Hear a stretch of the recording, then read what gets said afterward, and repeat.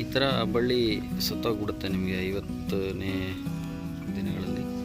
So ಅದನ್ನು control ಮಾಡೋಕ್ಕೋಸ್ಕರ ಈ ಓಶಿ ಅಂತಕ್ಕಂಥದ್ದು ಇದು ಜಿಬ್ರಾಲಿಕ್ ಆ್ಯಸಿಡ್. ಇದು 1 ಎಕರೆಗೆ ಡ್ರಿಪ್ ಮುಖಾಂತರ ಕೊಡೋದ್ರಿಂದ ನಿಮಗೆ ಈ ಥರದ ರೋಗನ ಸ್ವಲ್ಪ ಕಂಟ್ರೋಲ್ ಮಾಡ್ಬೋದು.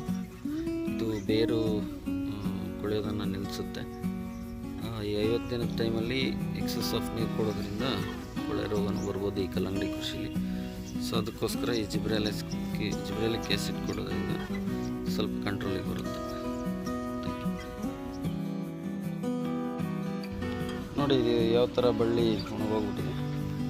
ತೇವಾಂಶನೂ ಇದೆ, ಬಟ್ ಆದರೆ ಏನು ಮಾಡೋದು, ಇದು ಕೊಳೆ ರೋಗ ಬಂದುಬಿಟ್ಟಿರುತ್ತೆ. ಸೊ ಅದಕ್ಕೋಸ್ಕರ ಒಂದು ಜಿಬ್ರಾಲಿಕ್ ಆ್ಯಸಿಡ್ ಬರುತ್ತೆ, ಅದನ್ನು ಡ್ರಿಪ್ ಮುಖಾಂತರ ಕೊಡೋದ್ರಿಂದ ಈ ಥರ ರೋಗ.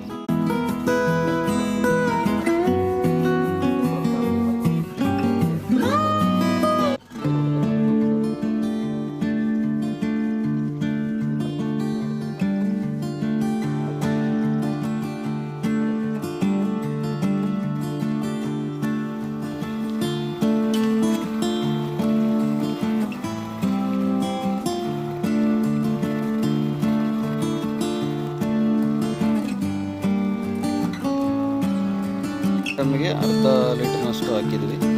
ಸೊ ಮತ್ತೆ ಇನ್ನೂ ಅರ್ಧ ಲೀಟ್ರು ಇನ್ನೊಂದು ಸಲಕ್ಕೆ ಮತ್ತೆ ಕೊಡಬೇಕಾಗ್ತದೆ. ಇವಾಗ ಚೆನ್ನಾಗಿ ಮಿಕ್ಸ್ ಮಾಡಿದ್ವಿ. ಸೊ ಈ ಥರ ವೆಂಚರಿ ಮುಖಾಂತರ ಟ್ರಿಪ್ಪಲ್ಲೇ